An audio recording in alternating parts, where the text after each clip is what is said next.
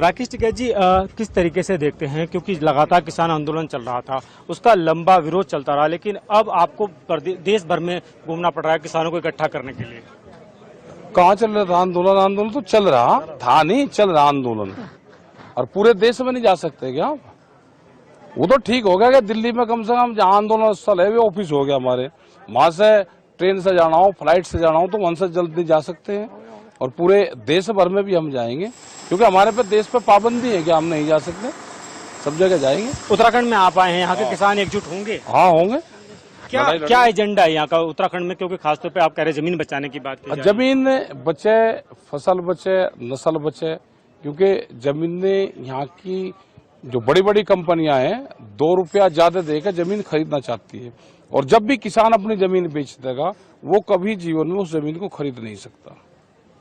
उत्तराखंड सरकार को किस तरह देखते हैं, क्योंकि उत्तराखंड सरकार में अभी हाल ही में नए मुख्यमंत्री भी आए, वो भी मुख्यमंत्री को काम करना चाहिए। अब अजब मुख्यमंत्री भी कह रहा है वो कानून पर मैं भी काम कर रहा, फिर करेगा कौन काम है? जाके प्रस्ताव जाकर करे और वहाँ वो कह दे कि जो इसके खिलाफ जाएगा उसे बाहर जनता बैठी वो देखेगी।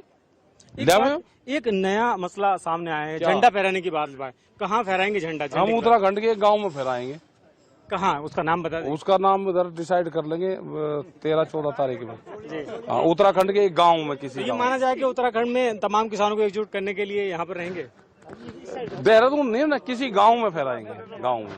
जी, तो आपने देखा लगातार जो किसान नेता हैं राकेश टिकैत, वो इस बात को कह रहे हैं कि जिस तरीके से लगातार भू कानून की बात उत्तराखंड में उठ रही है और लगातार जो कृषि कानून है उसको लेकर के लगातार बात कही जा रही है, उन तमाम किसानों को एकजुट करने के लिए उत्तराखंड में राकेश टिकैत आए हैं और तमाम किसानों से अपील कर रहे हैं कि उत्तराखंड के किसान एकजुट हों ताकि यहाँ की जमीन को बचाया जा सके। जी नासिर, अच्छा नासिर, अब तो राकेश टिकैत पहुंचे हैं, क्या इनके पहुंचने से पहले क्या कोई आंदोलन का असर है या तीनों नए कृषि कानूनों को लेकर कोई आक्रोश या गुस्सा के किसानों में उत्तराखंड में?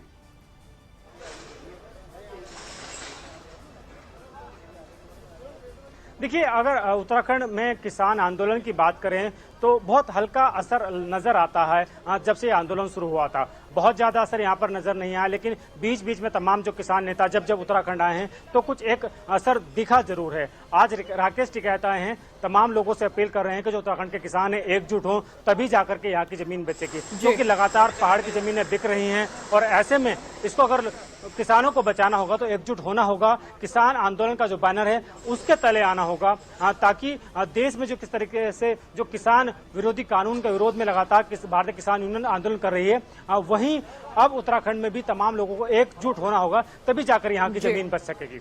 अच्छा नासिर, देखिए यूपी को लेकर कुछ किसान नेताओं का दावा है कि वहां बीजेपी के खिलाफ प्रदर्शन करेंगे या बीजेपी के उम्मीदवार को वोट ना दिया जाए, इस बात की अपील करेंगे। कुछ ही किसान नेता सभी नहीं, मिशन पंजाब की भी बात करते थे चुनाव के लिहाज से। क्या उत्तराखंड में भी चुनाव के लिहाज से आने वाले दिनों में किसान नेता एक्टिव हो सकते हैं? क्या कोई असर हो सकता है नासिर?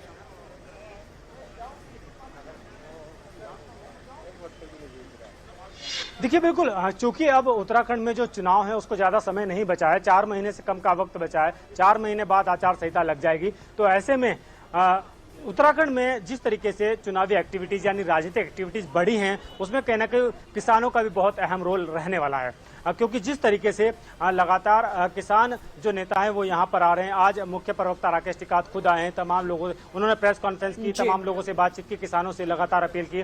तो ऐसे में राजनीति में बहुत अहम रोल रहने वाला है। हालांकि एक बात अभी थोड़ी देर पहले ही सामने आई है कि इस तरह की अफवाहें भी उड़ाई जा रही है, इसको अफवाह ही कह सकते हैं कि जो किसान नेता हैं वो यहां से चुनाव लड़ सकते हैं, यानी आम आदमी पार्टी के साथ उनका कोई कोलैबोरेशन हो सकता है। लेकिन जिस तरीके से आम आदमी पार्टी लगातार यहां पर कोशिश कर रही है कि वो अपना राजनीतिक वर्चस्व कायम कर सके, उस लिहाज से हमने भी राकेश टिकैत जी से बात की। उनका कहना था कि चुनाव लड़ने के भरोसे उनके भरोसे ना रहे कोई भी राजनीतिक पार्टी, क्योंकि उनका जो स्टैंड है, उनका जो आंदोलन है वो सिर्फ कृषि कानूनों पर तक ही फोकस है, यानी वो सिर्फ किसानों के हक की ही बात करें, उन्हें राजनीति से कोई मतलब नहीं। बिल्कुल नासिर, बहुत शुक्रिया, ये जानकारी आपने दी। राकेश टिकैत से भी बेहद अहम सवाल आपने पूछे और बातचीत उनसे की।